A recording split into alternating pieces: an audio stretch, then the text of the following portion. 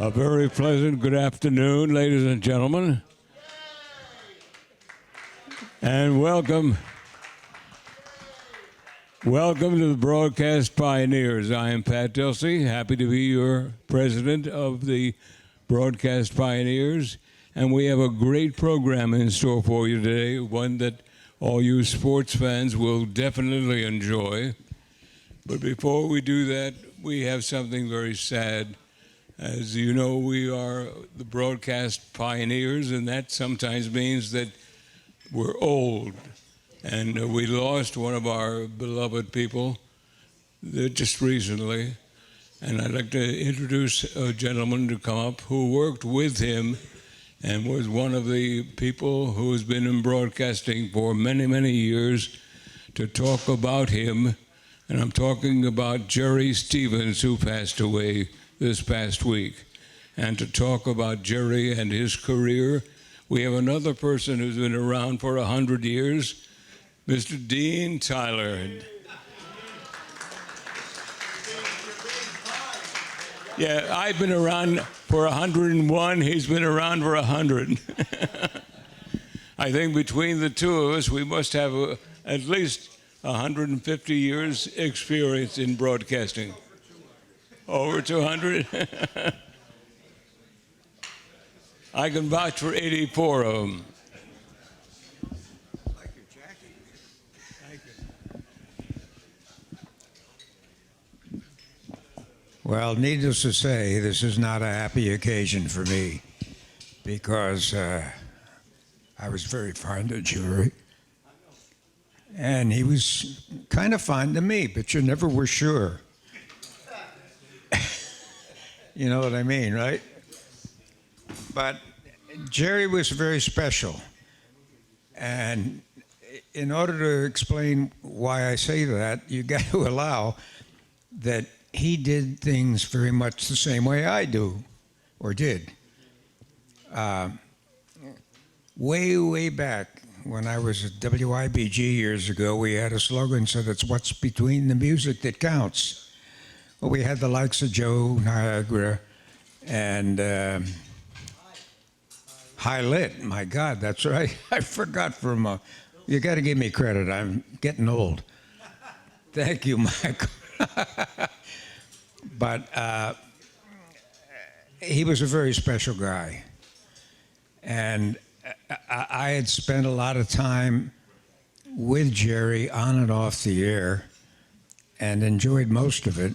And at one point, we hit a bump in the road, and we didn't quite hit it off well because he misunderstood something that I did for him. And from there, I had to get straight with him again, as you would say. He was one of the best talents I ever worked with. Now, I spent a lot of time on the air, but the primo years for me were when I was programming and also occasionally went on the air and did other things, because after a while, radio became sort of like we could be making paper clips. You know, you were worried about the bottom line and doing this and that and the other. But I always was into the talent and the interesting part of the broadcast industry. Jerry was among the best of all of them that I ever worked with, and I worked with a lot of them. If you looked at my resume, you'd say, you couldn't hold a job, could you? But I kept moving to better places because I had support of people that thought I could bring something to the table. And now I'm retired. I leave all my responsibilities up to my wife. Fortunately, she's here today because I just had my 86th birthday, and she's a little... Thank you, I guess. Are you glad that I'm still here, or are you hoping I'm going? But I was always very fond of Jerry because we believed in the same philosophies, except I think he was smarter than me. And I think if I were to run a survey with people in the radio industry that knew Jerry, they would say he's one of the smartest people I ever knew in broadcasting. And he spent most of his time on the air. He could have done a lot more if he had wanted to. I was lucky enough to rehire Jerry when he was hitting a low time, when I got a call from a lady that I didn't even know. Turned out it was his wife. And she said, "I've got a guy that I think you might like to use." And she told me the story, and before the end of the conversation, I knew who she was talking about without mentioning his name. Jerry was very special, but a lot of people never got to know that. He played a significant part in Philadelphia radio for many, many years. He ran. If you read his resume, you would see what a contribution he made to the industry. And at the time of his passing, we were talking, Jerry and I, on a regular basis, because much like me, he didn't look for the glorification of what he did for a living. He just wanted to make it work and make it good. And we shared that, the two of us. And we had a falling out because when I had finally put him into the morning show on WPEN after many years of success for him, he did every format you could imagine, as did I. And I respected him a great deal for that because he was so good at it. But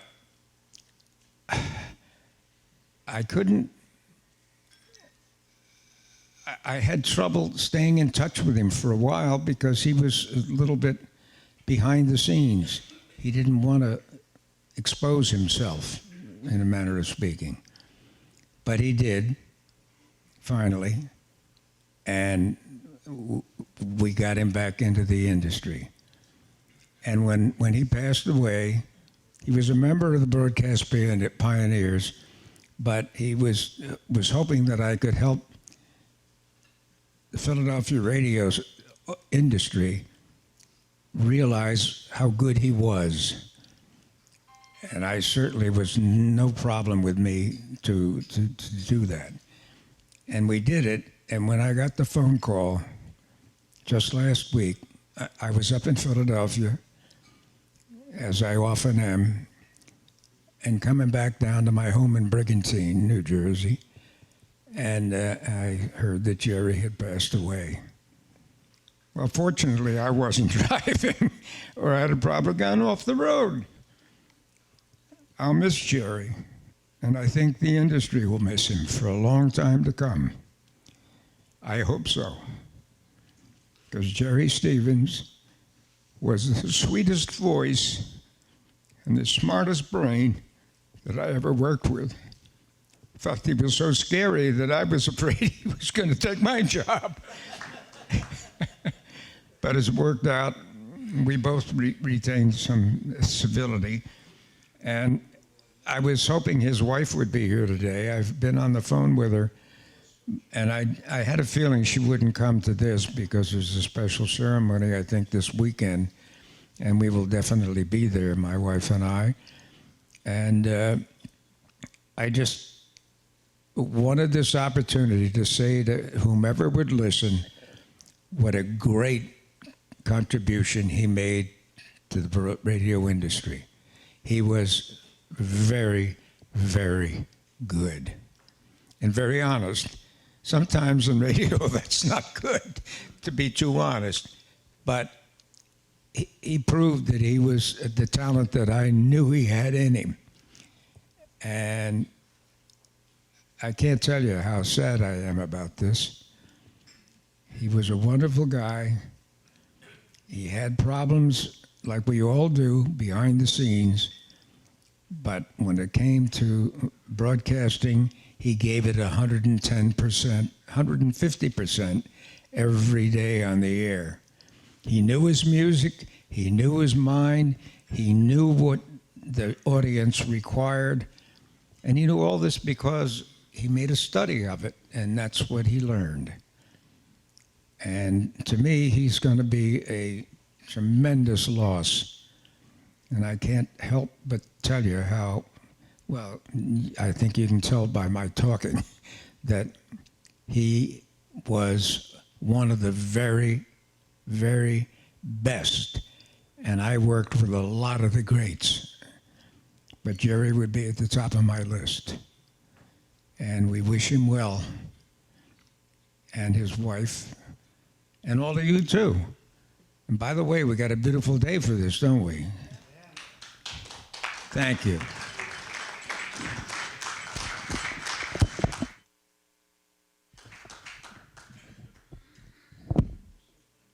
Caught my hand. Thank you. Oh, thank you. Thank you very much, Dean. You know, they say behind every successful man, there's a beautiful woman. I'd like to recognize the beautiful woman, Mary Lou. Please stand, take a bow. Mary Lou Tyler. Dean and Mary Lou sit by the ocean, by the beach, down in Brigantine, in great retirement. Our next person to speak about Jerry Stevens also knows him very, very well. And just this past week, I got an email from him saying that Jerry had passed. And we'd like to have him come up and say a few words about Jerry Stevens. Mike Tierson.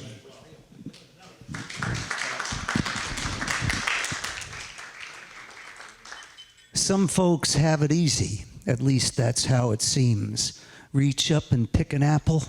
Reach up and find a dream. Some travel in the darkness and rest upon the shade. Some wrestle with their demons and face them unafraid. We argue for our better selves. We only ask for more. We take the mirror from the shelf and find the open door. My friend songwriter Darrell Scott wrote that about a decade ago. It seemed to fit Jerry very well. Jerry Stevens was the most important catalyst in my life.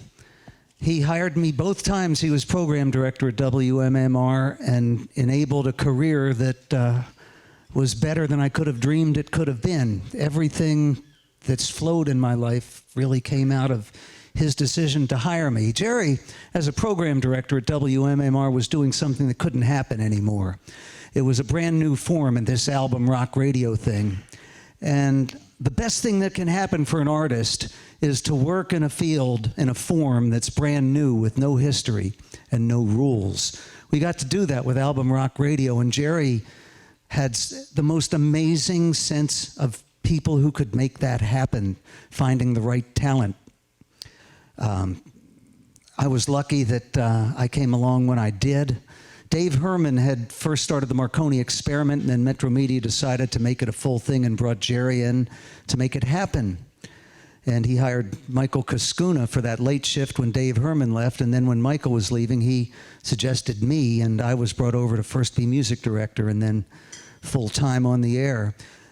Can you imagine a format where the talent is given total credit, total freedom to make it happen? No guidelines. There were no rules. We were all the impresarios of the airwaves. And we made it fly in the industry.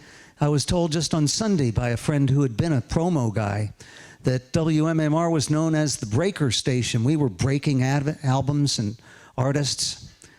And they thought we were the best damn station in the country. And that's Jerry Stevens' creation.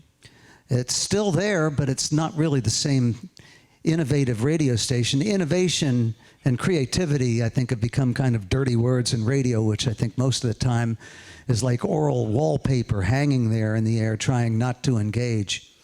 But we engaged, and it was a powerful thing, and it was partly the times.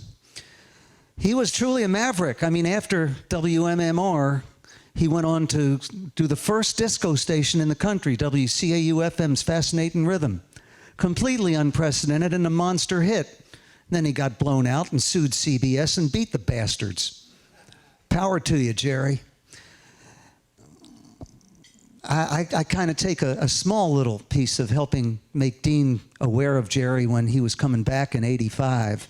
He had been working in a little grocery store that he started up at 234 Arch Street, the Mulberry Market. It's still there. It's still a real piece of the community, and that's another unsung achievement of Jerry Stevens. I think I'm the only person I know who has a go-to song for funerals and memorials. It's very short. Free as the wind blows in the mountains high, and strong as the sun glows in the frozen skies, from the green river valleys to the deserts wide and bare, I will live for the pretty and the fair.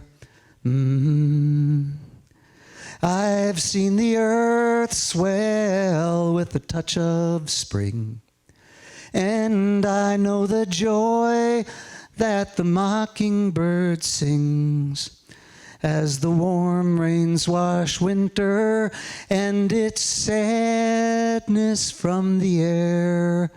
I will live for the pretty and the fair. My dreams are riding on the wings of night, and my senses reeling in the morning light, as my hands reach to touch those who will not forget to care. I will live for the pretty and the fair. I will live for the pretty and the fair. Thank you, Jerry.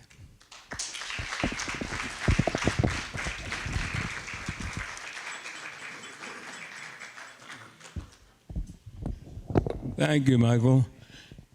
And the sad part, of course, is almost over, but it was a celebration of a wonderful life in broadcasting. Our condolences from the broadcast pioneers to the Jerry Stevens family. And now getting to the program that we had scheduled for today is a happy one. And we have a gentleman who will come up and be the MC for the program in just a moment. I would like to mention a shout out to one of the members of the panel. He and I worked for over 40 years in broadcasting, and we had the opportunity and the pleasure of doing Big Five games, doing Temple football.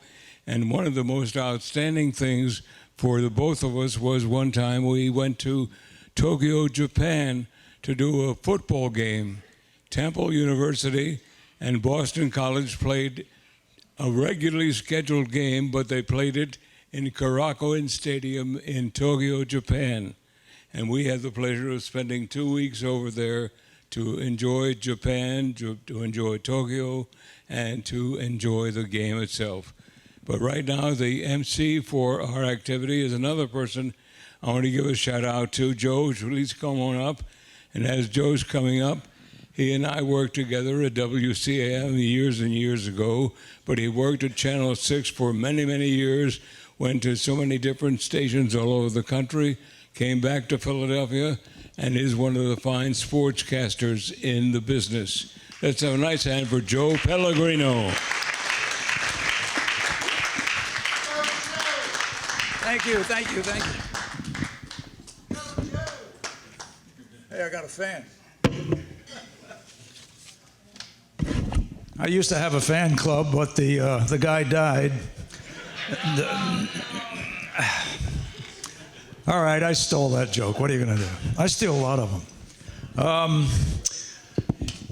I feel a little disorganized up here because nobody told me Jim Murray could not make it today. So, and also I didn't know that Bill Vargas was going to fill in, but good to have them. So why don't I call up all the guys who are going to be on the panel, Sorry, Jerry didn't invite any ladies, but there are some pretty good female sportscasters around this day and age. By the way, I want to thank you for that sitting and half-hearted ovation that I got. That's my 181st in a row. So anyway, so guys, why don't you come on up? And there's Bill. Hey, Roger, why don't you come up also? You don't need me. Oh, I don't need you. Okay. All right, gents. Have you got the formats I handed out? Have you got one? Have a seat.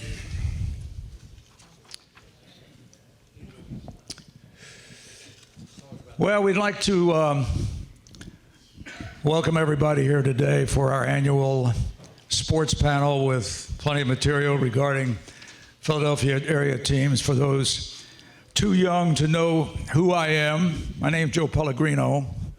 Sports, yeah, I know, I heard that. Who, what?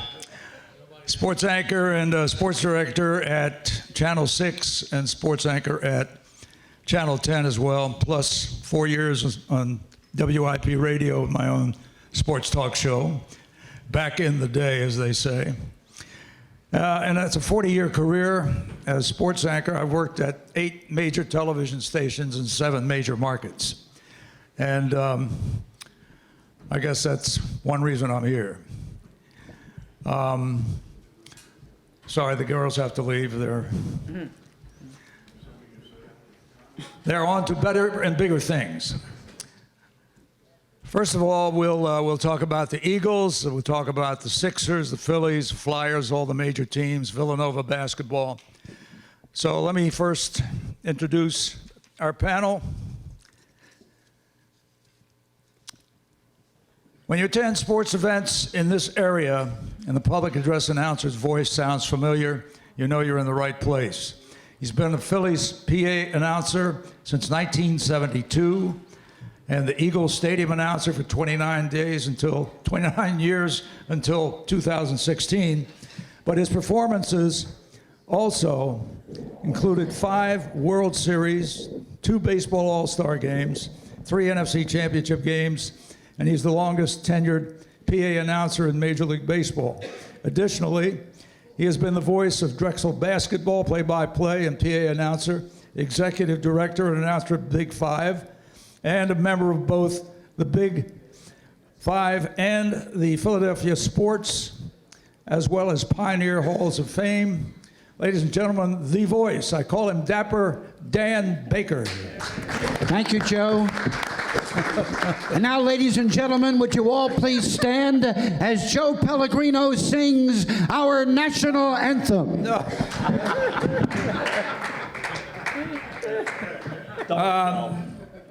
I was waiting for the check, and it never arrived in the mail, so I'm not going to sing.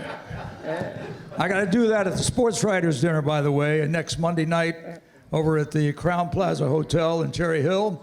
So there's an invitation for anybody that wants to go see a really nice dais of big-name stars, including Jay Wright of Villanova, Joe Girardi of the Phillies, and a whole host of other people.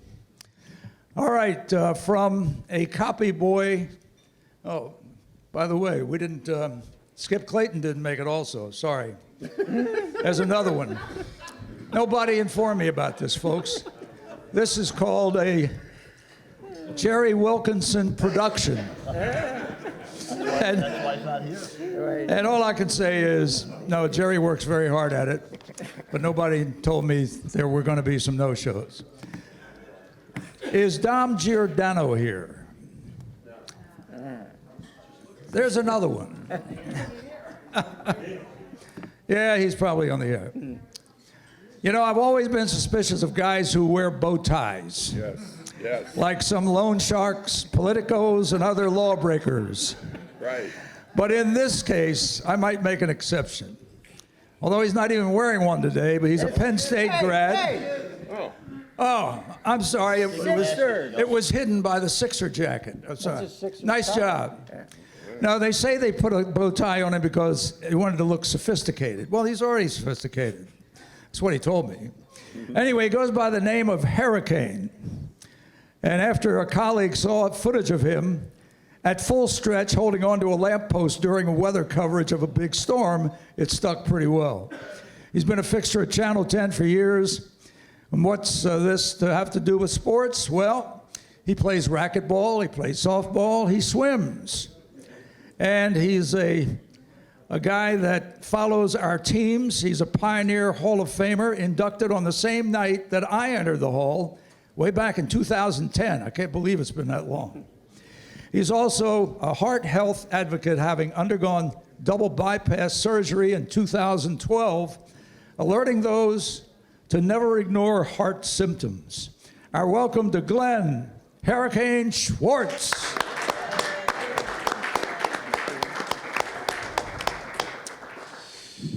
My main qualification related to sports is that I was actually at the Santa Claus game in 1967, was it? 68. I was selling Cokes in the upper deck at the time. Did you throw any snowballs? No, but I saw them being thrown, yes, and I was wondering why. Yeah, well, the reason they throw snowballs, we're very sophisticated sports fans in this town because the guy dressed up as Santa Claus was so skinny that the Santa Claus uniform drooped all over him. And that was the poorest image of Santa Claus I'd ever seen. They could have found a guy 280 to play it much better. But anyway, that's ancient history. Finally, well, not finally, let's go next to one that I do have an intro for, simply because I'm going to play a game of no-show here. While sports director at Channel 6 Action News in the 70s, one of our sound men kept coming into my office, filibustering sports trivia like a gushing oil well, all the while requesting gaffer tape from engineering that we could put over his mouth. It finally dawned on me that since we were slightly understaffed, he could be useful because he knew the local sports scene and had plenty of contacts. I arranged his transfer to sports, and thus was born the city's first TV sports assistant producer. His job was to scoop local stories no other station would have because of his sports background and also of all the contacts that he had. Inadvertently, I created a legend. Just ask him.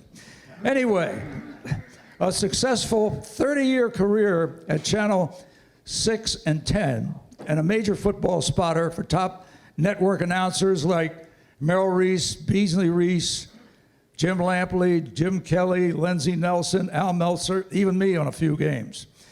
He went on to become a top sports talk show host in San Diego, but realized he had to get back to the East Coast and returned and conducts his talk show hosts at two local suburban radio stations, one of them at Merrill Reese's station up in Bucks County. He was inducted into the Broadcast Pioneers Hall of Fame just last year, Mr. Filibuster Bill Werndell. Thank you, Joe. That's not true. It's not true. And we have also unexpectedly Bill Vargas, who happens to be lucky enough to be married to a very lovely weather lady named Susario at Channel 29. Mr. Vargas, why are you here and not her? Give me a little background, Bill, on what you've been doing. This is every year. He spends 10 minutes talking all about Susario and how wonderful she is, and then he says, and here's the guy that's married to her, Bill Vargas. Sue would be here, Joe, except that she's shooting a promo. You know, the Super Bowl is on Fox this year. So they're shooting a promo where all the anchors are fighting and arguing about who's going to get to Miami. So she can't be here. So, but yeah, I actually do have a sports background. I did work at Fox 29 for 12 years, as well as Channel 10. Channel 10 was so cheap. When they moved Ron Burke from weekends onto the 11 o'clock news, how cheap are they? They had myself and Jeff Ash, who's back there. We would take turns anchoring every weekend so that they wouldn't have to pay either one of us a salary, you know, or benefits. I worked at Channel 10, but luckily they were a little kinder to me. And also, I was going to introduce Jeff Ash in the background. There at KYW now, used to be at Channel 10.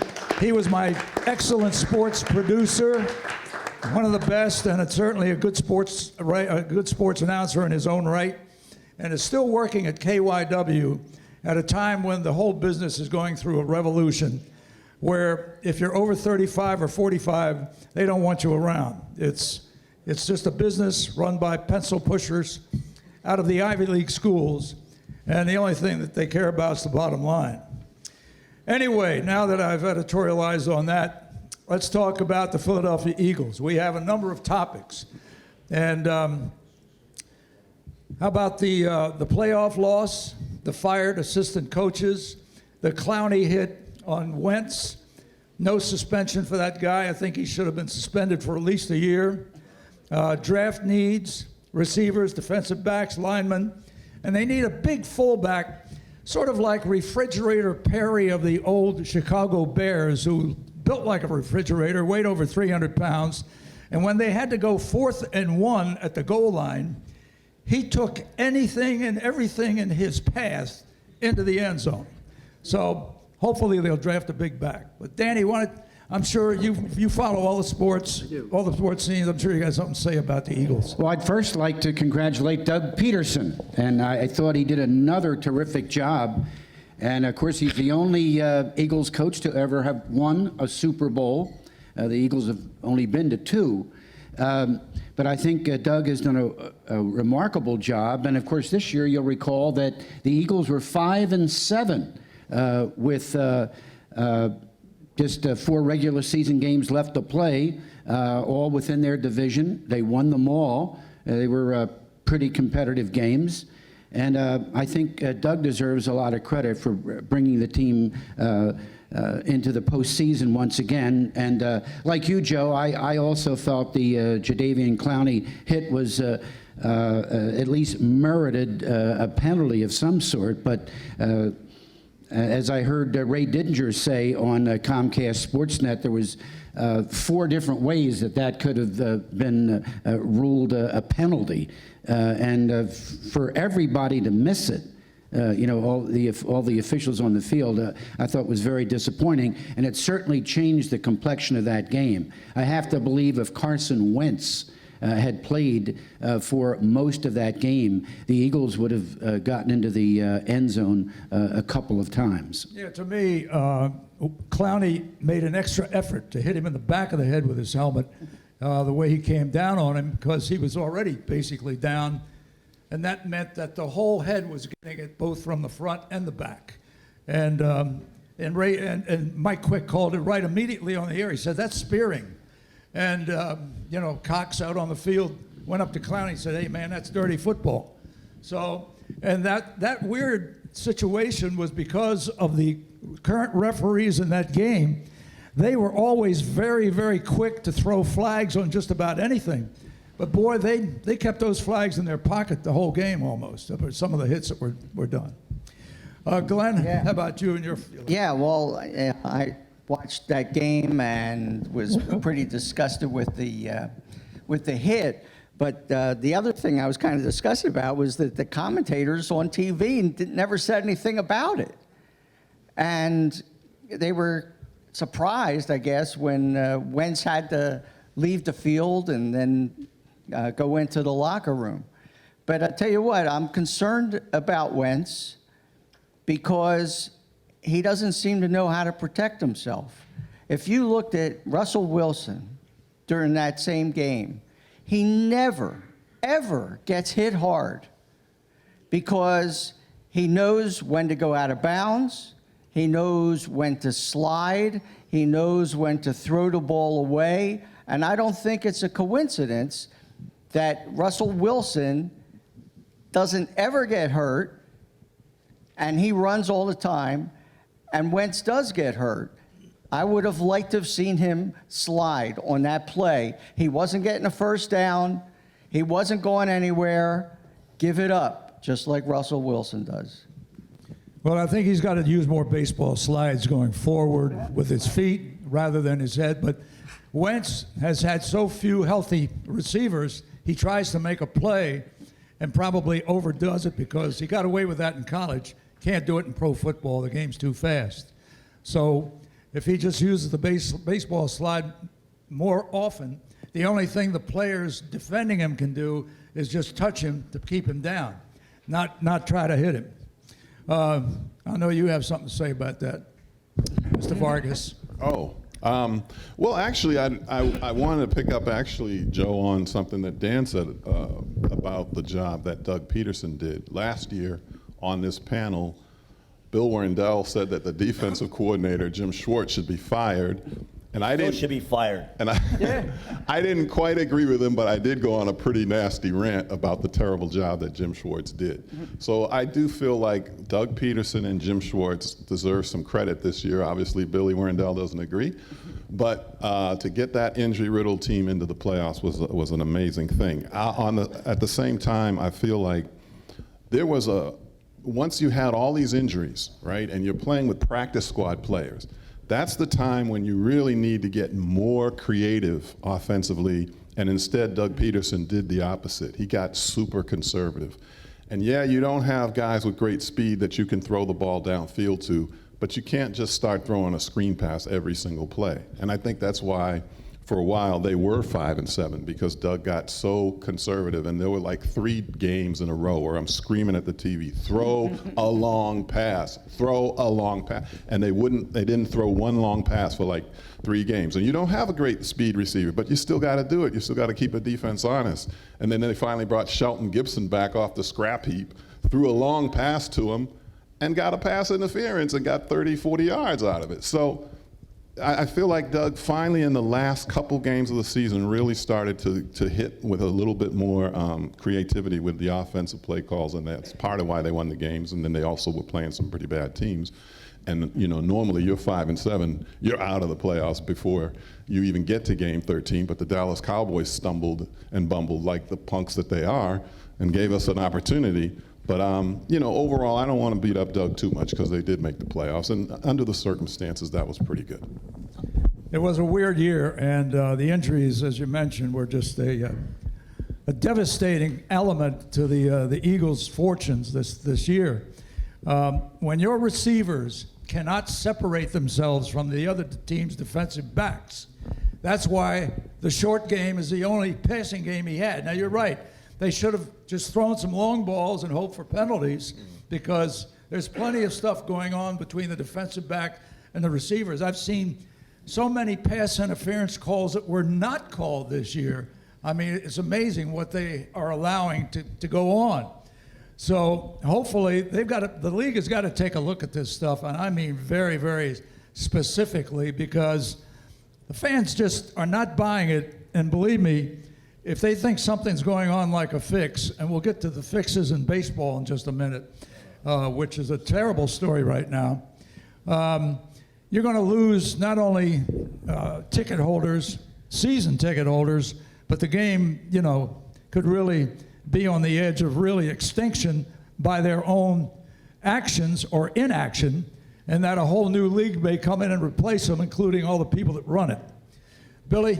Next. All right, you talk about Clowney's hit. It was a cheap shot. He should have been suspended for 1 game. He should have been fined. The other thing, Mr. Hurricane Schwartz brought up, the NBC did not make reference to that, because because of Roger the Dodger Goodell. They're up for a new TV contract. They don't want to jeopardize this. CBS, Fox, NBC and ESPN will not come down on the referees. That is the big, big problem, all right? And when you are dictated by the National Football League, and Joe, you mentioned about the fans. Fans won't go away, because 100 television shows, 92 of the top 100 television shows are all sporting events. And that's because of fantasy sports and also gambling. And the average fan is being driven away because of the price of tickets and the price of cable. But there has to be something done, and I don't think it'll happen in our lifetime, maybe in the next lifetime. Well, when Mr. Kaepernick came in and started kneeling at the national anthem, believe me, a hell of a lot of people that did buy tickets refused to go to the games. That's something. Remember, that can put them attendance is off. down this year appreciably. In the last 10 years, this is the lowest attendance around the National Football League. Yeah, and there's no question that NBC, I used to work for NBC in Washington at Channel 4. You know what it stood for in the newsroom? Nobody cares. NBC. It's like you see that in and out of the business depending on what market you're in. If the people that work there don't feel they're getting a fair shake, or there's things going on that are not helping them in the ratings, the people that are in the newsroom are not stupid. They can see what's going on. It could be poor pay. It could be all sorts of different little things about the business being run. Hey, Joe, I'd like to ask Bill about the Schwartz thing. He still wants Jim Schwartz fired. Absolutely. I'll tell you another guy I want fired, too. And it's about time that people really put this man on the carpet, is Howie Roseman. Howie Roseman is not the right guy for this job. He can be a cap guy all he wants. But knowing personnel and evaluating personnel takes a certain breed of people. And you have to identify talent. And I don't think Howie Roseman is capable of identifying talent. They have 10 draft picks this year. They better hit on 7. And everybody looks at the draft this year, wide receiver position. 40 or 45 wide receivers will be drafted this year, and there'll be a lot of free agent wide receivers as well. Schwartz should be gone, but it's Howie Roseman's ears and eyes in the locker room. Well, Go ahead, Joe. Well, they had Joe Douglas, who was supposed to be a draft guru last year. He's a very sharp guy. With the Jets, he'll tear the porch of the Jets around. They'll be in the Super Bowl in 3 years. Did he have The Jets will influence? never be in the Super Bowl. They will be in the Super Bowl, my friend. The Jets. The Jets, Excuse me. Jets. All right, they're Did, recording this right back there. Okay? Yeah, we'll see. Go ahead. Go ahead, Okay. Joe. Look, I'll say this in terms of Howie Roseman. They came into this season and there was so much fanfare about this team was going to the Super Bowl, Eagles Super Bowl bound. Best team on paper. People picking them to go 14-2. They weren't the best team on paper, Bill. They did not have the defense. And that's where I was going to agree with you for a second Wait. as far as Howie Roseman Let not me doing say a great something. job.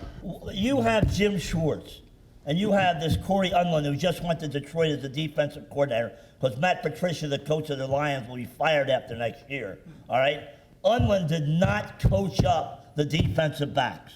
The best player on their defensive backfield was Sidney Jones. He made big plays. He wasn't on the field at the end of the game. There's a reason he wasn't on the field, Joe. What was the reason? Obviously, he's not good enough. That's No, why they don't he's put him good out enough. there. They did not. They got down on that kid. That kid should have been on the field. No question about it. Listen, you look at what they did going into the season and their defense, right?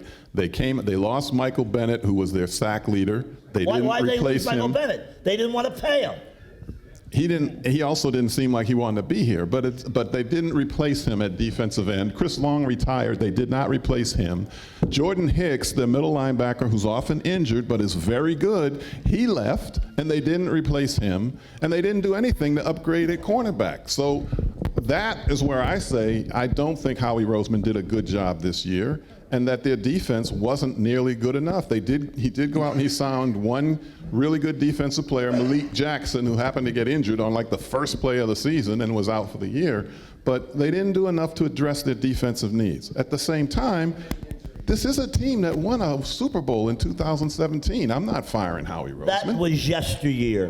What have years you ago. done lately for me now? I want Billy. results now. Yeah, Billy, anytime a team throws a long pass on the Eagles, it's either complete or there's a penalty called, and every single time the Eagles defensive backs are trailing the receivers for the most And their head is not turned around, right? Head's not turned They're around. not right. turned around to see the ball. Yeah, and then if you don't turn your head around, the That's penalty's going to coaching be to a goal. certain extent, too. Right. Bill. That's That coaching. is That's coaching, not- and you that's not gotta the general coach guys manager's up. fault. Well, guess what? All right. Who hires these coaches? Is it Doug Peterson or Howie Roseman? I guarantee you, Howie Roseman has a lot of input. Okay, let's move on to the 76ers. By the way, Meanwhile, Dan, anybody want a Eagles ticket betting for the Super Bowl from this year? I have Howie one Roseman used wants one. here. If you want Howie as a wants it. memento, I'll Howie sign Roseman it wants for it. you. Tornado Schwartz has just found a Super Bowl ticket. Yeah. No, Or is that's it my Earth- ticket. or is it I Earth- believed in the Eagles and bet my own money on it. Or is it Earthquake? A lot of money? How stupid. A lot of money? Enough. All right, let's talk about the wonderful 76ers who can't win a game on the road. They've got the Embiid injury. He's out of shape. He needs to be rested. Ben Simmons, point guard, refuses to shoot the basketball, which is like a baseball hitter going up to home plate and refusing to swing the bat. You've also got poor structure as far as the offense and defense are being set up. Defense is poor. There is poor passing. There's also turnover prone, inconsistent outside shooters. Will Coach Brown succeed in at least lasting the season? And they'll never win a title the way they're currently structured. Dan? Well, did you know that Joe is a former Division I men's basketball player at American University? And Joe, we could use another shooter with the Sixers. It's a shame that J.J. Redick left. Yeah. And they're probably going to have to go out and get one or two. And I don't know if that's going to be enough. But they have some good players, and they're going to be competitive. And a lot of people thought this would be the year they would get to the NBA Finals. I'm not so sure. I have another betting slip for the Sixers. That's just to get to the finals. So I'm about to tear that one up too. Have you got a gambling problem or what? No, I've got a Call 1-800-GAMBLER. I've got a devoted fan problem. Is that I believe in my teams. I believe what they tell me. I was going to say, you're not that naive. Come on. I mean, About Philadelphia teams, apparently. all right, Bill. Well, at least, Joe, now we know that- Bill's a defender of the 76ers. Now, let me just tell you something. The word process is no longer in my vocabulary. I refuse to use the word anymore, and I'm sorry I even had to use it here.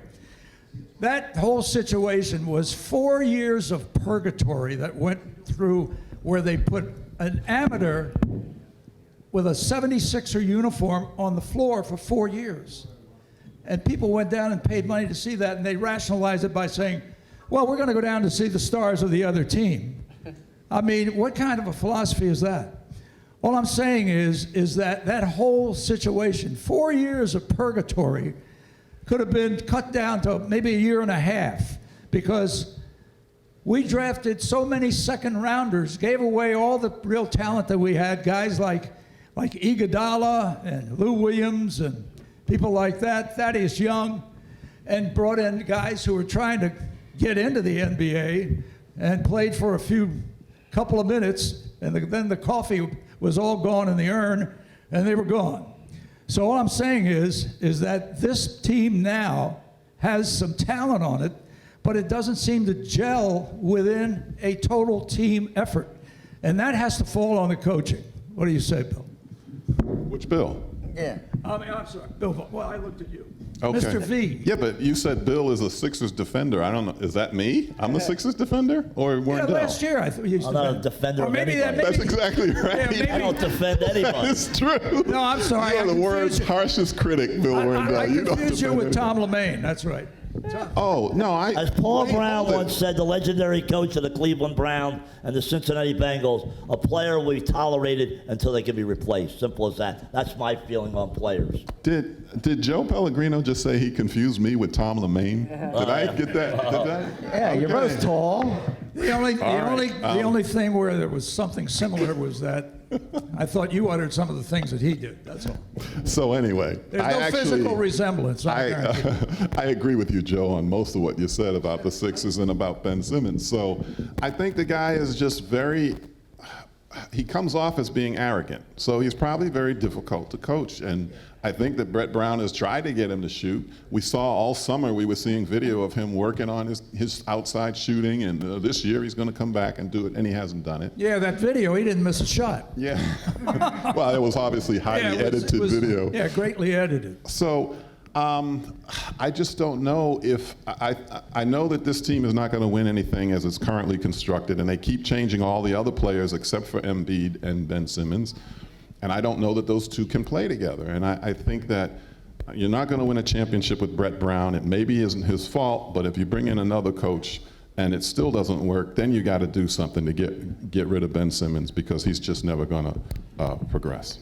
Well, because of the salary cap, it's almost impossible to get rid of Ben Simmons. I've never heard a basketball player saying, I don't want to shoot the basketball. When you grow up as a little kid at 6 or 7 years old, the first thing you want to do with a basketball is shoot it in the hoop, all right? That's the first thing.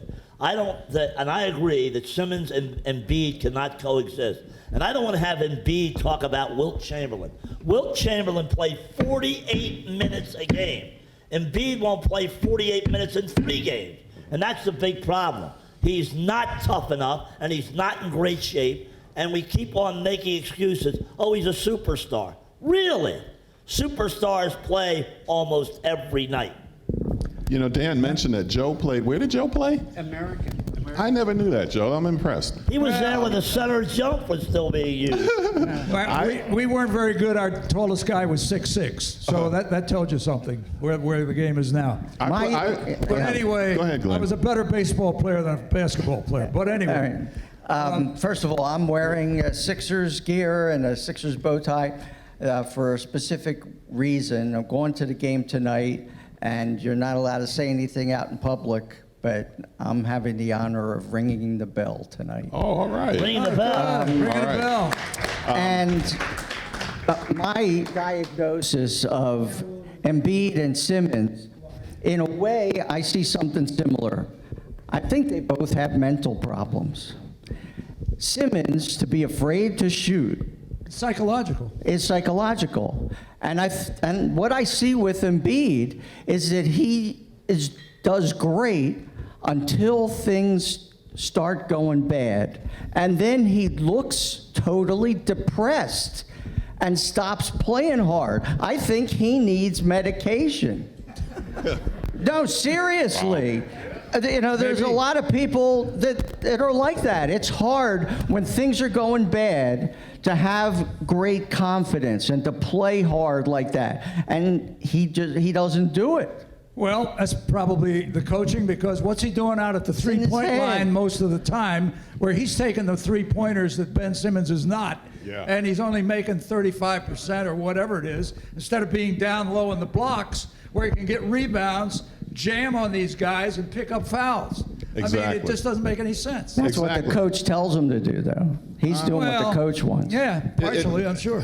I agree with that, Joe, 100%. But here's the thing, you know, and the reason I was asking about you playing ball, because people always think that I played basketball. I played my freshman year as a walk-on at Texas Christian University, and that's as You're far a as I horn went. frog.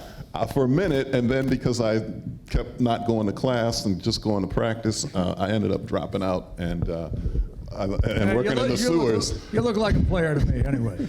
But the thing I was going to say is that my whole game was built on playing back to the basket. I couldn't shoot. I didn't want to shoot. But it was a different game then, where you worked the ball around. We all know from the Hoosiers movie where you had to pass 4 times before anybody was allowed to shoot and all that. You had to work it down low into the post. You had to be able to play as a team and do those things. And rebounding was so important, and defense was so important, and that's all I could do. I couldn't shoot.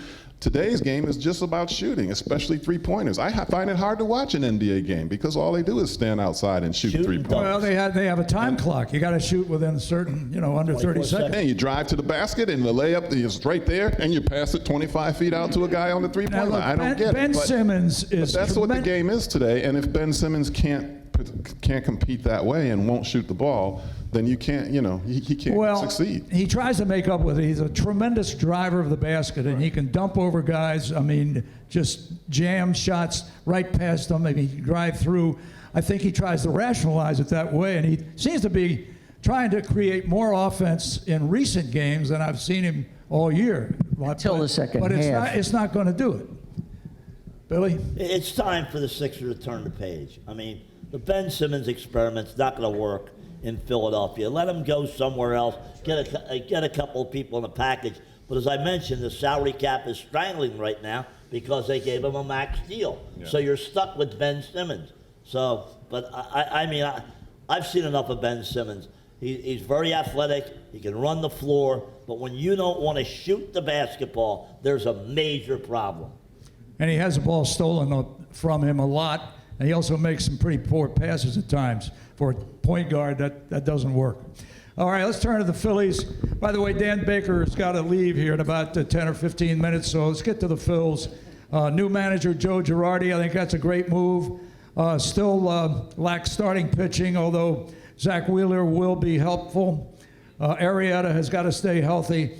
I liked what I saw of Eflin late in the season when he told the pitching coach to take his philosophy, and you know what you can do with it. I'm going to throw sinkers and have these guys hit ground balls instead of hitting fly balls, which is what the pitching coach wanted him to do. Hoskins has got to get out of that slump. We got a new batting coach. Too many strikeouts for the team. The Phillies struck out 1,453 times last year. They walked some 500 times. They had 4 starters with over 100 strikeouts, with Bryce Harper at 177 and Rhys Hoskins at 147. So they've just got to make contact. Hoskins saw more pitches than anybody else in the league by standing there when the batting coach told him, well, only swing at the ball in your quadrant, which was low and inside. He let more strikes right down the middle go past him than anybody else in the league, and led the league in watching pitches go by. So something's really got to give there. I think Girardi will settle back on cybermetrics and use the feel of the game more than what we saw under Mr. Kapler in the last 2 years. Danny, what's your Well, I like Joe Girardi's hire a lot. Joe is an old school manager, but he does embrace analytics, and I think you'll see a blend of both. The Phillies, it seemed to me, went from no analytics to all analytics, and one of the ways that it may have confused Rhys Hoskins. His swing changed, and guys like Rhys Hoskins and Scott Kingery went from like level swings or even coming down slightly, which Mike Schmidt would do, his hitting style, uppercutting. And, the averages went down. And unfortunately, after a really good start last year, Rhys Hoskins went into a tremendous slump. He's a great guy. He works hard. And with the new hitting coach, Joe Dillon, the former assistant batting coach in Washington, maybe that'll have an effect. I thought that Bryce Harper had a real good year last year. I think he's capable of more, especially in this park. He had 35 home runs. I think that Bryce Harper is capable of hitting 40 or more home runs at Citizens Bank Park. JT Realmuto won the Silver Slugger, won the Gold Glove. The first Philly since Jimmy Rollins in 2007 to win both a Silver Slugger and a Gold Glove in the same year. So they've got a great catcher. In fact, he was also named to the All Major League team. So American leaguers and National leaguers both. JT Realmuto is the catcher. Zach Wheeler is going to be very important part of the rotation, starting in right behind Aaron Nola. And after the bone spur surgery, Jake Arrieta should be better in the coming year. Joe, you talked about Zach Eflin, and sandwiched around a mediocre middle was the promising beginning and the strong finish when he pitched in his style, which is throwing that fastball low and trying to get sinkers, as opposed to the pitching coach, Chris Young, to whom you referred, tried to get him to throw a high fastball, and it was not effective for him. Right.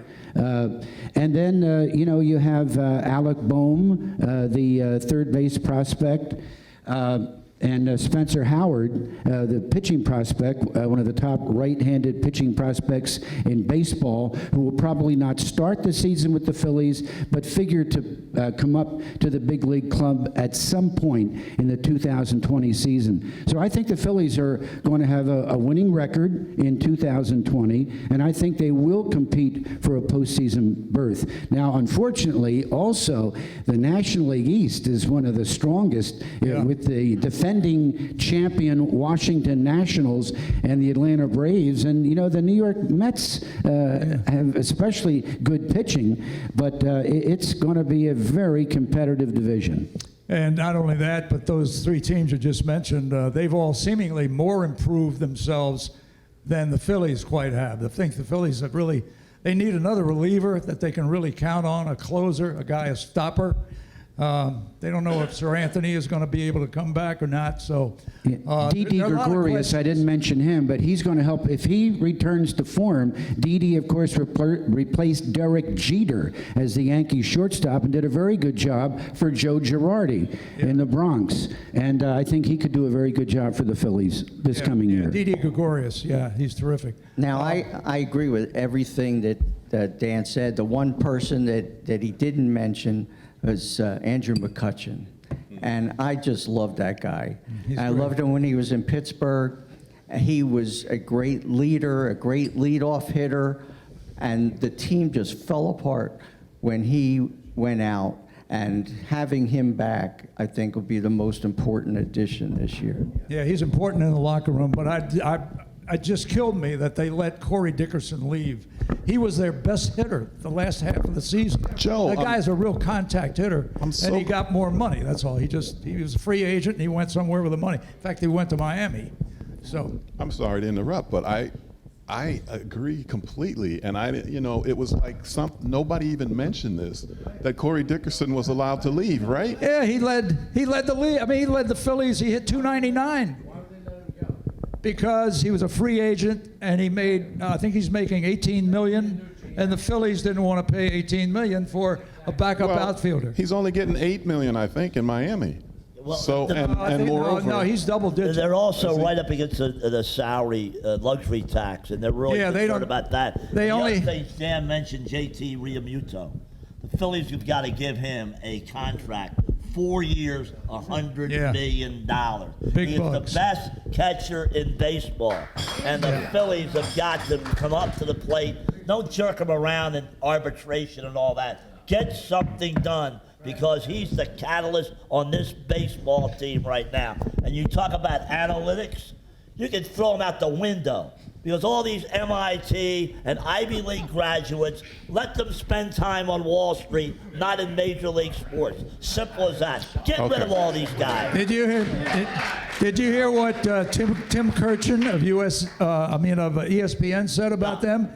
Mccutchen said, "We have a group of elitist, mentally more capable people from Ivy League schools that are now young general managers in baseball who think they are smarter than anybody else, and that's why they instituted cheating with cybermetrics and also replay on the video cameras that have now caused the Houston Astros and the Boston Red Sox managers to be fired, suspended, and the general managers to be gone also." I mean, it's a terrible black eye on baseball. I mean, this is also like the 1919 Black Sox. scandal, the Black Sox in Chicago, that All right. they made a great movie of, 8 Men Out. Can I explain about analytics for you two old men and the rest of you old guys who clapped? We're not old. But first of all, but even before I do that, I also want to mention the free agent that they didn't bring back that's really crucial to the Phillies was Jason Vargas. Vargas is the best pitcher on the Phillies. Vargas is the best pitcher ever. Is he a Thank you. relative? Yes, he is. Now, you want to give a lesson on analytics. Go ahead. All right, so analytics are basically, baseball's a very statistical game. Analytics are simply statistics that we couldn't do before that we can do now because you have computers and so forth to give you extra insight. It works for other teams. It may not have worked for the Phillies, but here's the thing. I know from analytics that here's a guy who's hitting for a low batting average, but I also know that he's hitting 23% of his balls are line drives. You know what that means? That's a pretty high number. That means that batting average is eventually going to catch up. He's had some bad luck, but his batting average is going to go up because he's hitting line drives. Also, I know his exit velocity of the speed of the ball off the bat is 93 miles an hour versus 89 miles an hour for the rest of the league. What's that mean? He's hitting the ball hard. He's hitting the ball hard. He's hitting line drives. The balls are going to start dropping in, so don't worry about the low batting average. Now, let's go back to 1880 when Wee Willie Keeler walked into the front office and said, and they only had one office then, and he said, you know, I had 200 hits last year. I want you to increase my salary from $650 a year to $800 a year. And the Hit them where they ain't. Hit them where they ain't, exactly. And the boss said, Willie, you had 200 hits, but you had 600 at-bats, so your batting average was only 333, and last year it was 400, so you're going to get a pay cut. And Wee Willie Keeler said, what's a batting average?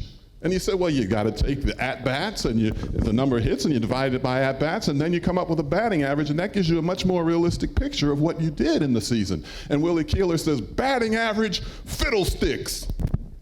With his newfangled statistics, what is this? All right. Now 100 years later, 125 years later, you guys are doing the same thing. All right, here's the deal. Paul DePodesta, who is now the president of the Cleveland Browns, used to work in baseball. He was part of that Billy Bean, the worst movie ever. What was the movie? Moneyball. Worst movie ever. Oh, that was a good movie. Worst movie ever. Oh. All right?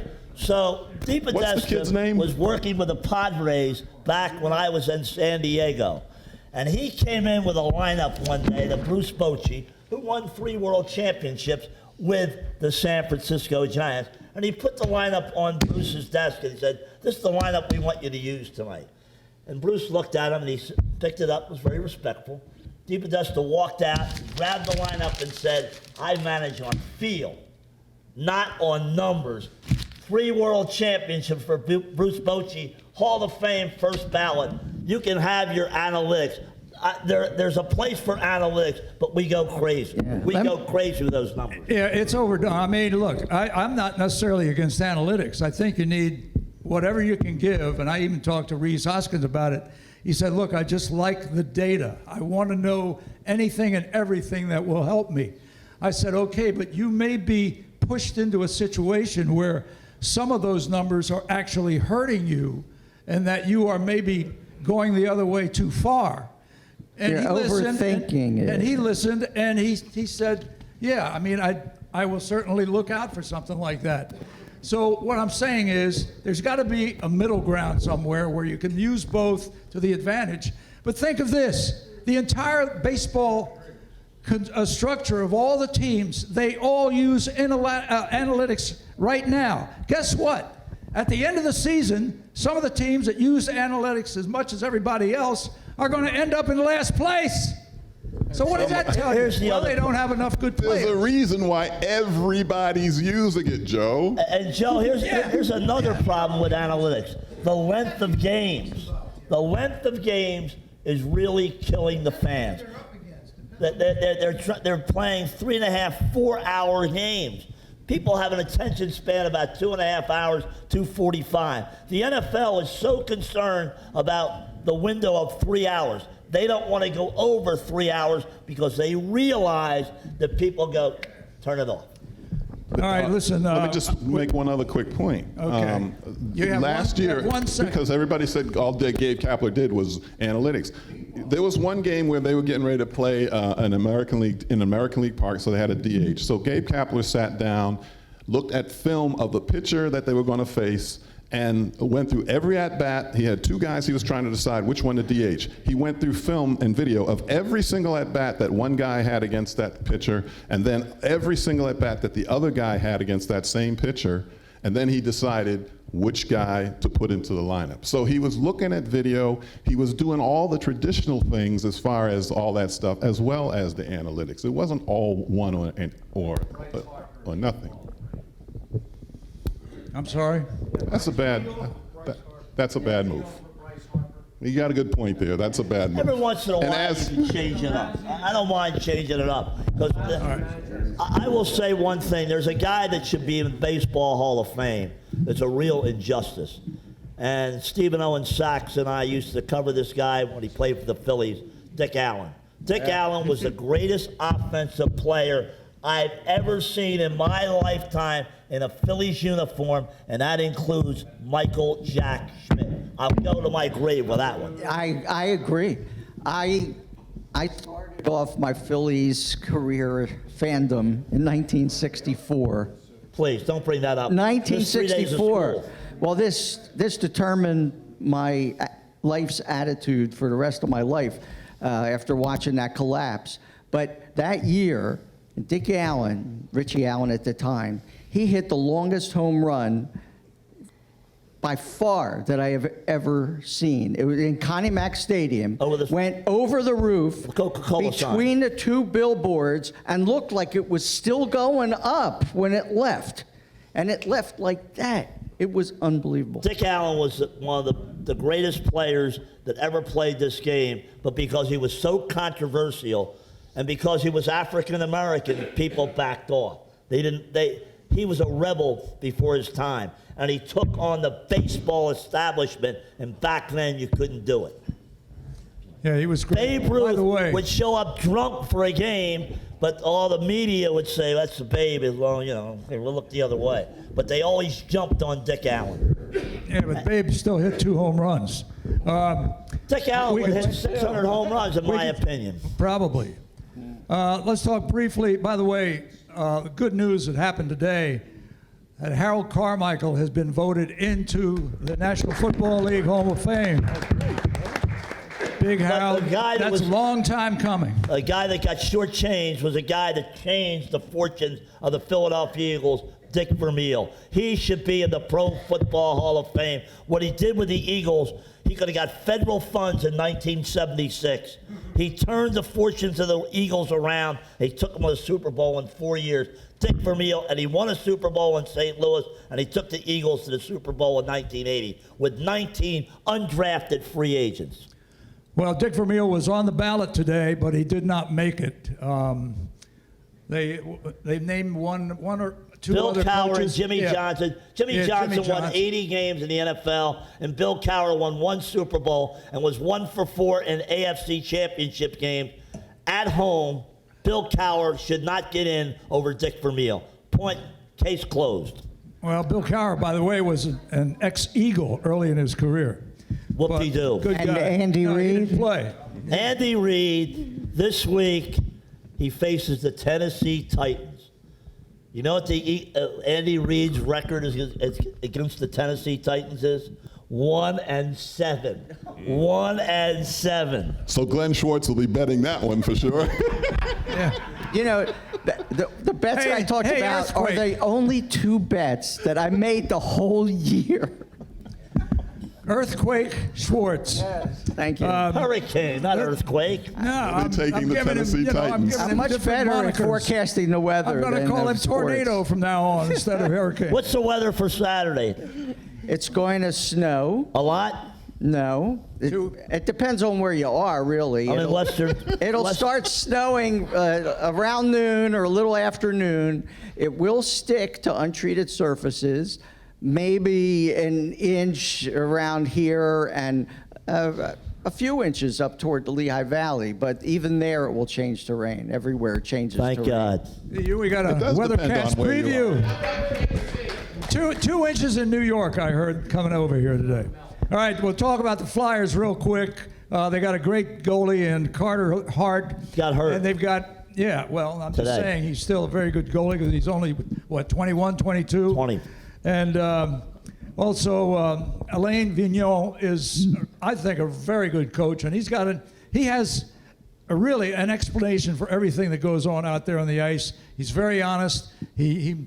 He doesn't take any guff from any of those players, and he moves them around no matter whether they're stars or not to see whether they can have the best offense as well as defense. And I like what he does. So I think they're trending in the right direction. Their record, I think, right now is 24-16-6, which is a heck of a lot better than they've been in the last 10 years. So what do you guys think? Have we got any Flyer fans in here? I certainly think they could make the playoffs. Their defense has got to be a little bit better, especially on the road. It seems like Philadelphia teams have a hell of a time on the road. It's like a disaster when they go on the road. The Flyers are really hot at home, but on the road they really come up short. And the other guy is James Van Riemsdyk. I mean, he has not been the player when they signed him that big free agent contract. He had a little spurt a couple of weeks ago, but he has to be more consistent. All right, we got Villanova beating DePaul in a 1-point overtime win last night. Now we'll get some questions from the audience. If you want any other subjects that we haven't touched on or subjects we have talked about, anything on your mind that you want to get off your chest. God, Yes. Stephen. Just a quick question. What do you think the cause of all the Eagles' injuries are? Is it coaching? Is it the doctor's staff? It seems they have a lot more injuries every year than anybody else. I will tell you this right now. The way they practice in the preseason or exhibition season, they don't hit, all right?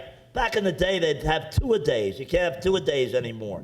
These guys are not ready for prime time when the season starts, and that's why we have so many injuries. Yeah, we're concerned about concussions and all that, but I think you got to hit in training camp, get hardened for the season. Simple as that.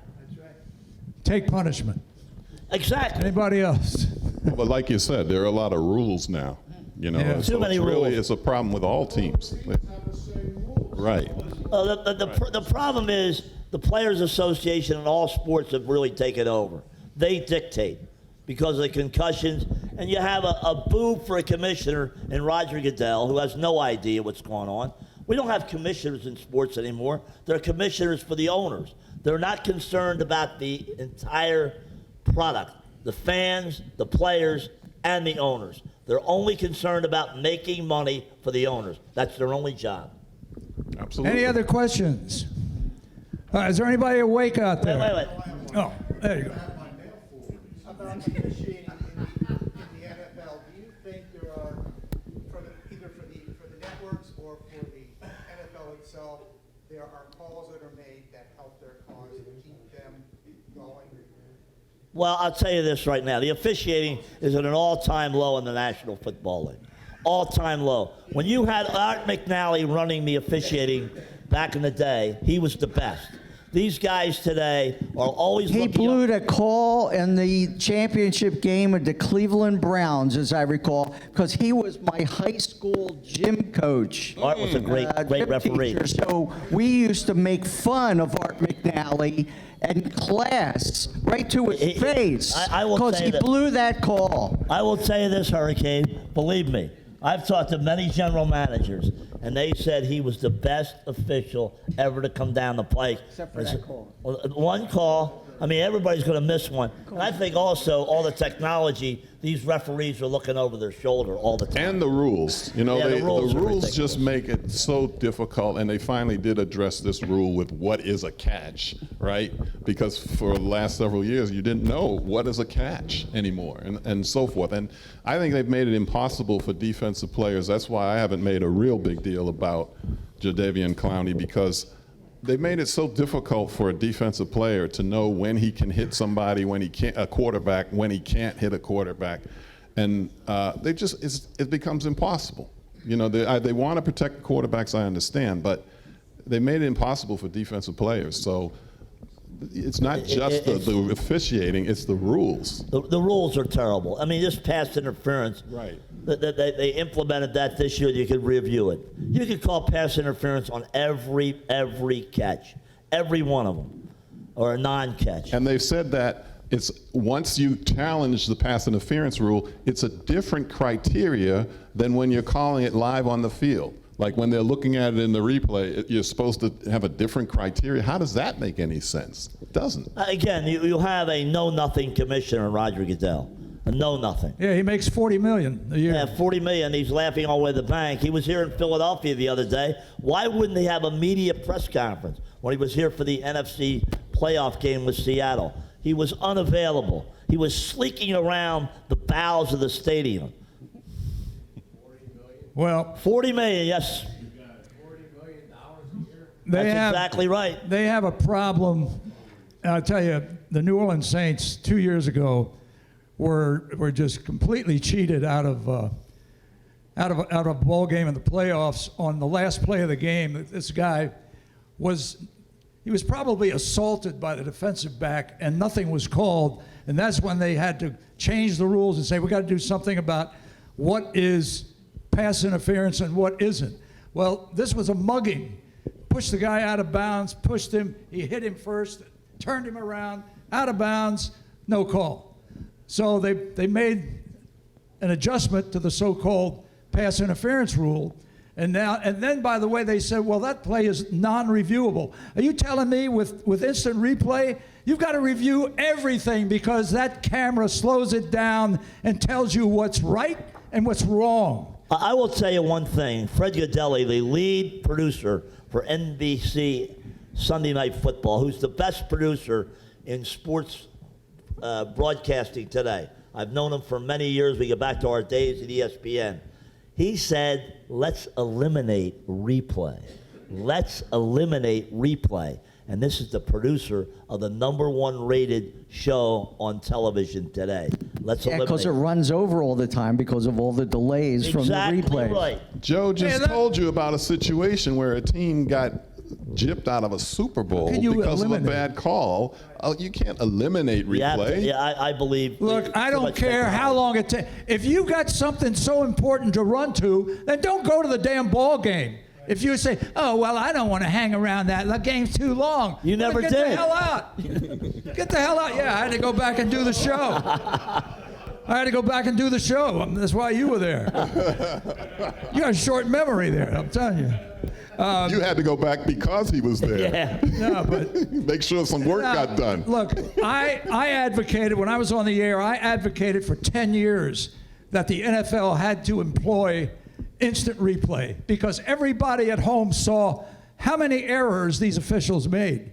If you go with those, how many times down through the years before replay was even invented, how many times did they make bad calls and maybe certain teams won games and championship games that maybe they shouldn't have won simply because of blown calls? You've taken the human element out of the game, Joe. No. The human elements are out The hell with the human element. Okay, We're all right. past the human element. We're in the electronic age now. Thank you, Joe. That's where it is. I still have a dial phone. I still have a dial phone at home. You know, one of those on the wall. I thought it was a hand crank. It was. Alexander Graham Bell's coming over my house today. Yeah, I heard about that phone you had, Bill. Okay, I guess we're kind of finished with the no questions anymore. Nobody else has anything to say. Roger, I know you have one question. No, I don't. You guys covered. Holy cow, it dissipated. Can't talk about Pete Rose. Pete Rose? That's all news, I guess. Pete Rose should have been. Everybody says he belongs back in baseball. How stupid can you be when you go to the commissioner's office and say, I still bet legally on baseball? I still bet legally on baseball? You'll never get in, Pete. The most hits at baseball. No, there's a big sign. You can put him in the Hall of Fame, all right? I will tell you this right now. My good friend is Bill White, who was a National League president.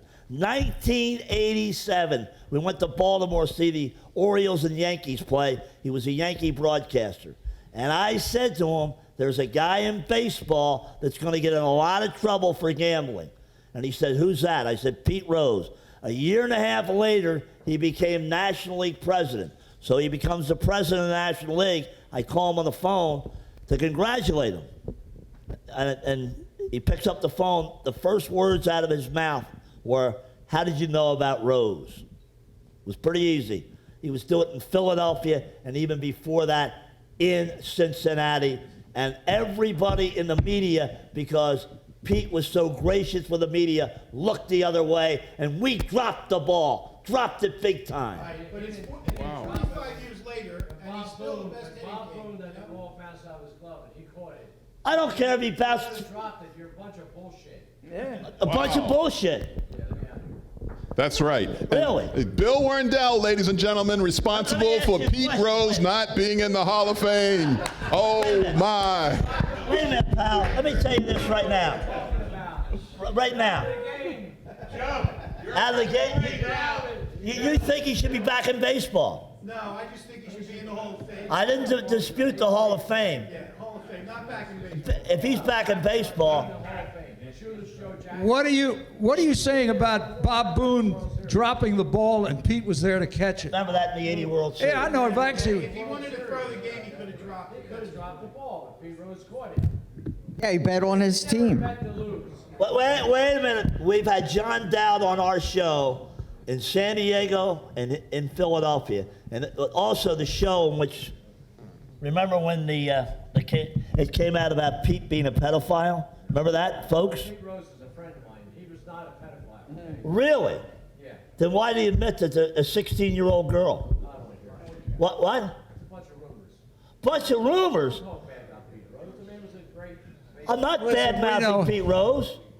Call him a pedophile. They had it documented, was it not? Some people know somebody that was placing bets for Pete Rose in this town. Yeah. And nobody's saying anything about it because it's water under the bridge. Yes, indeed. To win, yes. But that's No, not. that all right. was not to win. What happens when Pete does not bet on the game? What's he telling the bookmakers? I don't like the game. Yeah. Integrity of the game. But you bring up the fact. You have a problem with Pete Rose. I don't have a problem with Pete Rose. I know Pete Rose very well. But the problem was he was betting on the game of baseball. Hey, and by the way, Pete Rose had over 4,000 hits. He didn't go up to the plate and watch a bunch of pitches go by for strikes. He was swinging at everything. That's how he got 4,000. That was well documented. Yeah, well, You know that. anyway, okay, I guess we're going to wrap it up, and we want to thank you all for your attention. Now, we got, before you go anywhere, we have a musical conclusion to this meeting. So thanks a lot for your attention. Thanks for not throwing anything. And by the way, this is how I make my grandkids laugh. That's all, folks.